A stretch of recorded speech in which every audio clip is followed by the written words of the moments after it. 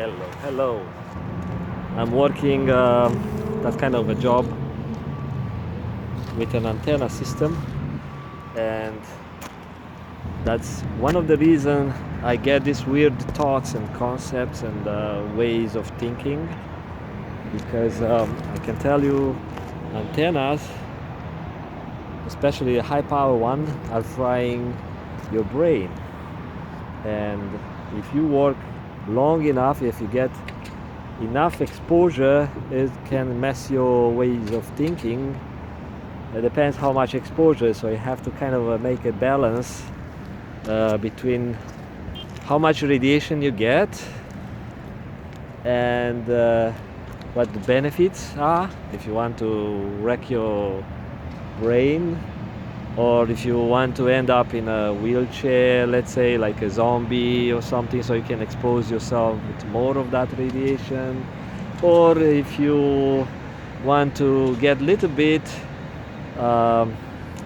then you work only, let's say, a few years in this field, or you use a cell phone against your brain, against your head, less time. So when you start manifesting all sort of weird ideas and thoughts, and people think that you kind of have a problem, then you stop using the cell phone, and it might take some time to repair your neurons and connections and everything made out of material walled in your head to get you back to normal. But some people, depends of the genetics, is all is variable.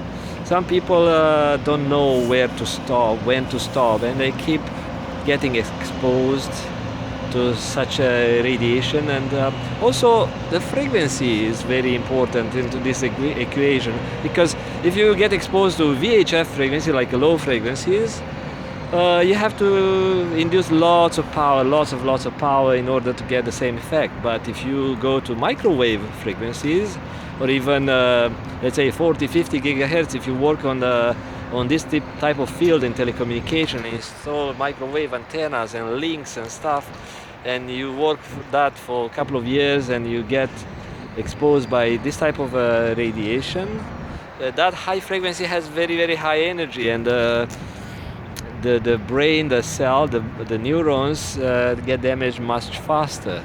So you notice the water boil in a microwave, because there is 1000 watts at 2.4 gigahertz. If you want to use 1000 watts at, let's say, 100 megahertz, it won't boil the water that fast. It takes way longer, because remember, the molecules that are part of those tissues or stuff that you want to heat up, the molecules, when they vibrate faster, they don't have time to lose that heat to the environment around them. And so the faster you vibrate the molecules, which means you need to put in faster frequency, like faster moving electromagnetic field, which is higher frequency. That means the molecule vibrates so fast, heat up itself, because does not have time to lose that heat. So it's a thermal inertia that keeps the cell from losing the heat that fast, right? So I don't know if it might make sense.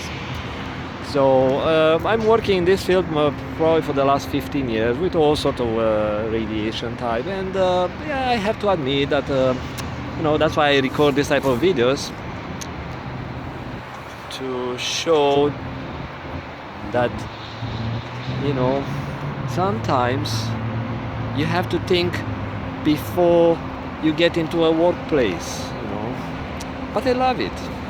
And that was the sarcasm on. Now with the sarcasm off, I really enjoy what I do, and probably some construction workers around me think that I'm some sort of a weirdo recording videos, but I have safety gear. I'm on the top of a roof.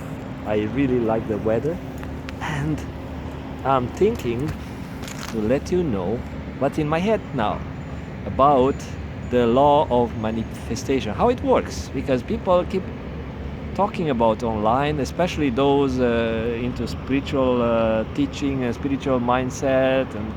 But most people, I can tell you, most people, they copy the concepts from the internet and they start believing in it and they pass it on and they get views and they get followers because they have a sales skill. The way they talk, they have the power to get a crowd, a following crowd.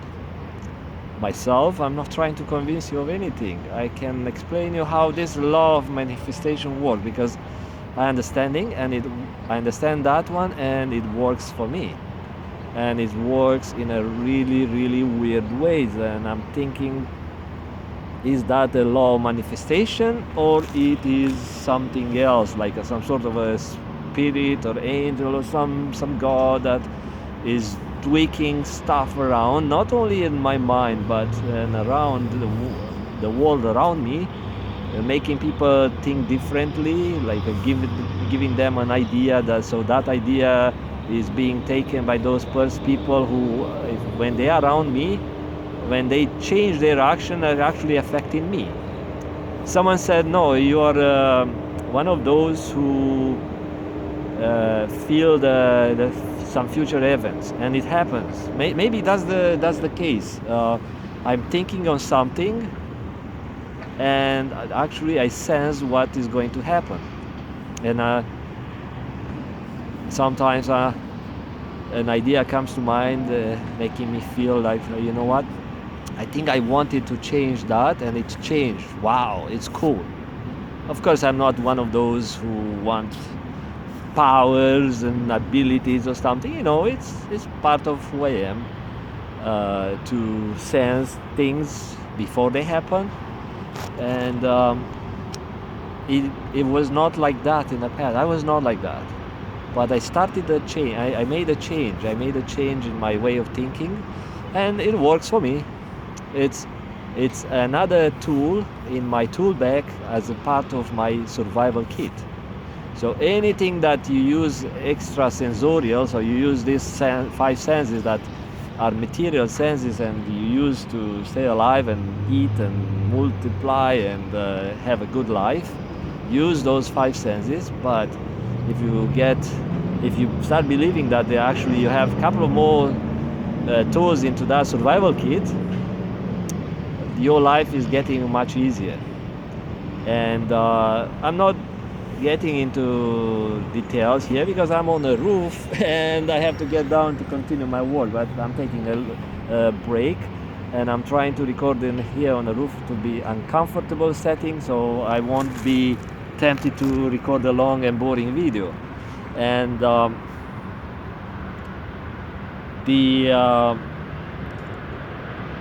the way this law of manifestation works, because that was the point of recording of this video. Let's say you want something in your life. You want a car. That's a very classic example. You want a car, and you think, I want God to give me money to buy that car, or I want an aunt to die so I can get her money and buy that expensive car, or whatever. You want that car, you have the cash and you want that car. That's easy. You go, you have the cash, you go, you buy the car. But if you don't have it and you want to have it manifested, so you want to have it part of your life, because that's the reason people want to believe in this law of manifestation. It's not because they are wealthy and they have everything. If you have everything, why you need that? Why you need to believe in something like that? You just have the money or the resources and you get it, or you get it done. But people who tend to believe in that are people who can't afford many material items. So they have this type of belief system, that there is a God who works for them, or there is an angel who may save them, or there are some rich people giving them a hand or something. So they try to overcome their limitations by believing in something greater, bigger, that has the power to make a change in their life. And sometimes it happens, sometimes it doesn't. but when it happens, sometimes is just pure luck. It happens a kind of a coincidence. You meet someone who gives you that information, and that information leads you to a job that makes you more money, and now you can afford to dream bigger. That's could be luck, could be your networking skill, your surviving skill. Um, but those who believe in this concept, the law of manifestation, how it works, so they suggest that you imagine something that already happened, like you already have that car and you leave it, and you, yes, of course, because how it works, when you start to live and start your mental attitude, you change your mental attitude into something that you create in your head. You imagine that you already have that car. What happens? You change your psychology, and a couple of changes happens not only in your mind, but because mind is controlling your emotions and your action and your physical body. This will convert, so your thoughts and your new reality, so you set a new reality in your head, like you dream you drive that car, expensive car or something, or you go on a vacation or something, or you have this very polite and very helpful and very respectful boyfriend when you compare to the jerk you had before. And now you start acting different, because a new car will imply a new behavior, new attitude.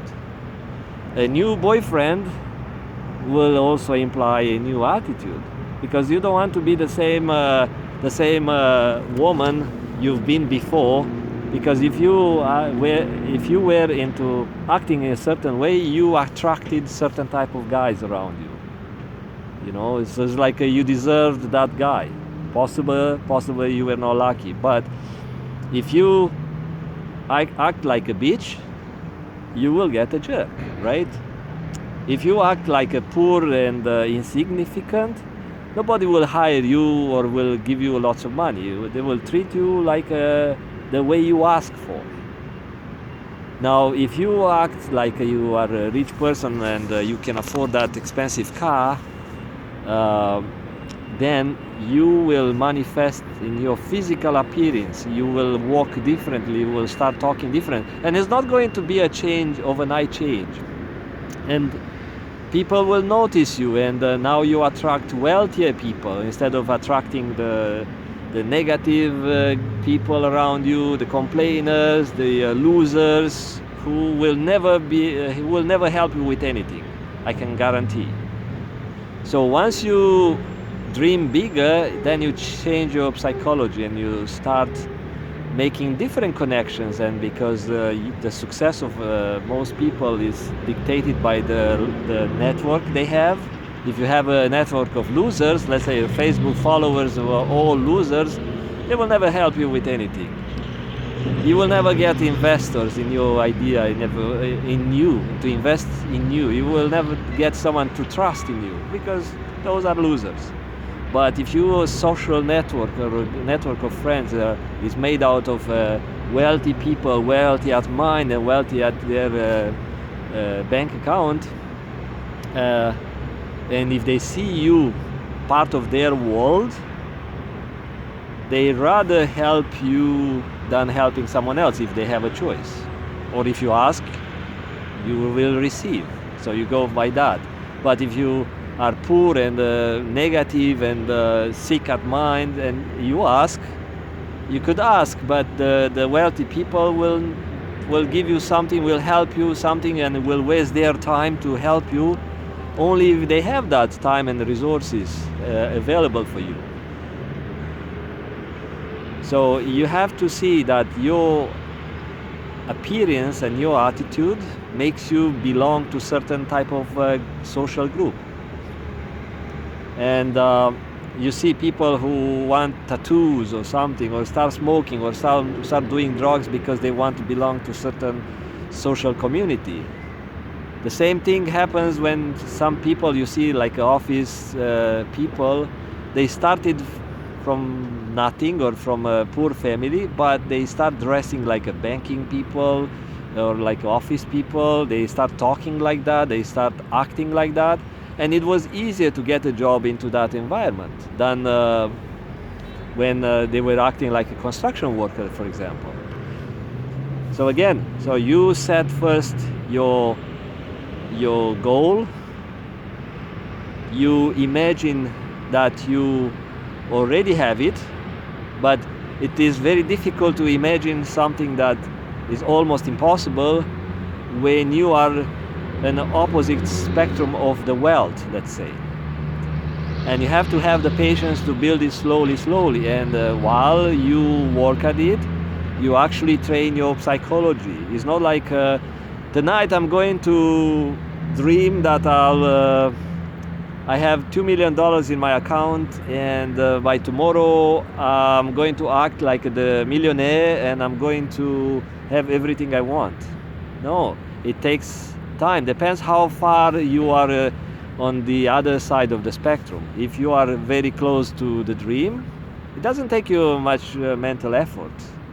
But if you are far away, let's say you live in a ghetto and you have no money, and all your young life or your teenager life you did drugs, and you were some sort of a loser with no plans, listening to music all day long, then you built your personality and your psychology around that lifestyle, and you have to undo that. And if it took you 3 years to build that psychology and behavior, it might take you 3 years to undo it and relearn something else. Depends how old you are. If you are young, yeah, you will learn faster. If you are 50 years old and you never had anything, you were always a poor loser and a complainer and nobody,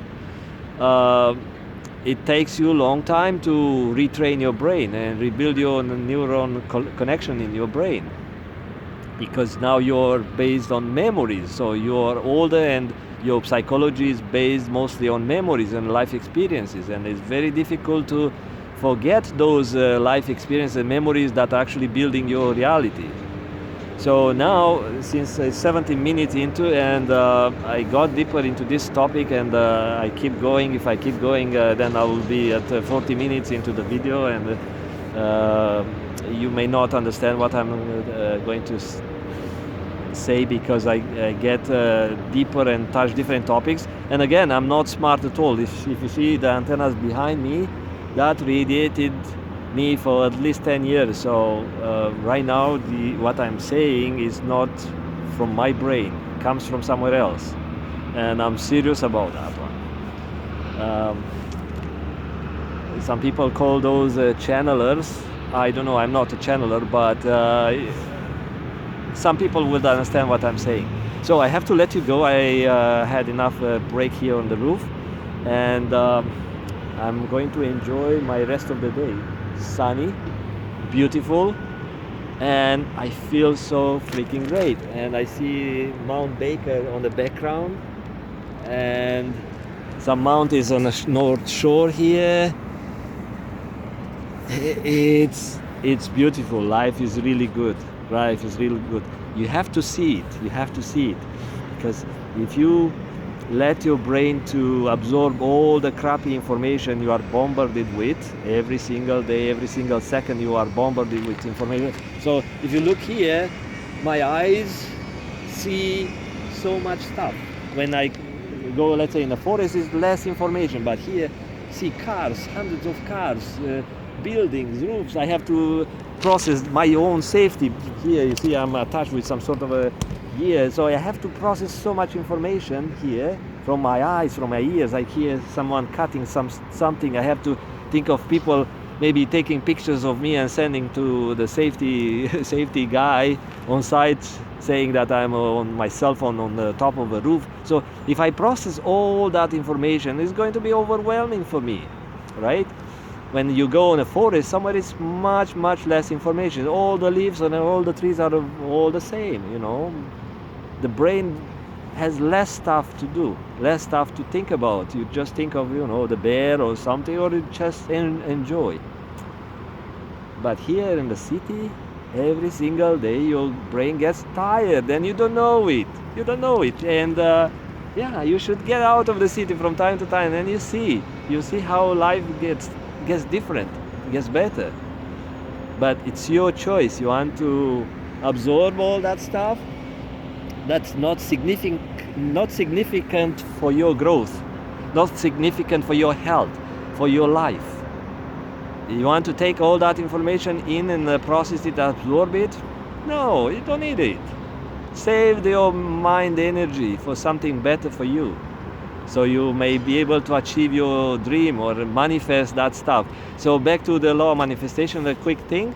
So when you want something, the main thing is you set your psychology. And what happens in your brain, your prefrontal cortex, which is a kind of a part of a filter, it's a brain filter. If you set it right, if you tune that one right for what you want, your brain is not going to process all the stuff that you don't need. It is going to process only people who are related to your dream, cars, if you dream about cars, objects, systems, ideas, people with ideas, and everything that's related to that. Like when you used to do when you were young and horny and trying to meet someone, trying to find a girlfriend, a boyfriend or something like that, probably because you were horny or because you were under the hormones control, or because you really were looking for love or compassion or whatever you were looking for. So you had your mind filter set that you need a boyfriend or a girlfriend or something like that, and you made it, you got it done. That's why probably you have kids if you're my age, right? And the same thing, you can set your mind filter to get what you want. So you will see only what's significant for you, and your prefrontal cortex is going to filter out everything else. Keep it out, because you don't need it. Why you need to waste energy? Because the brain needs food in order to process that information. It's not like, oh yeah, the brain is there between my shoulder and it has free time and free energy. No, in order to have the neuron active and firing up and processing the signals and electrical currents and stuff, all that energy and flow, you need to feed the neurons, right? So why you need to feed your brain for something useless, right? Yeah, this doesn't make sense. It's like a waste of your energy. And the same people waste energy chasing stupid stuff, right? So set a dream, think of it, plan it, then start believing it. And it takes longer if you're older, it takes less if you're younger, and act like you already are into that new reality, and it's going to change. I can tell you that. It happened to me. I'm happy. I was a kid and I dreamt to install antennas. I dreamt to work on radio systems and radio communications. It was my dream since I was a kid, and I did work on it years and years and years. And I was not selected for this type of work back in Romania. No, because I had to have training on that. I had to have sort of a school or something like that. And I had different university degree, so I could not get a job in that field. But I was persistent. I kept dreaming and I kept working on that. I kept reading and believing it, like I'm doing that type of work. And here I am on a roof telling you how to do it, because that's the way humanity moves forward, by sharing the knowledge from generation to generation. That way you teach your kids, that's the way you get information when you are a trainee in your workplace, that's the way you pass it on, and that's the way the world goes around. You take care of yourself, enjoy your day, because I do. Bye-bye.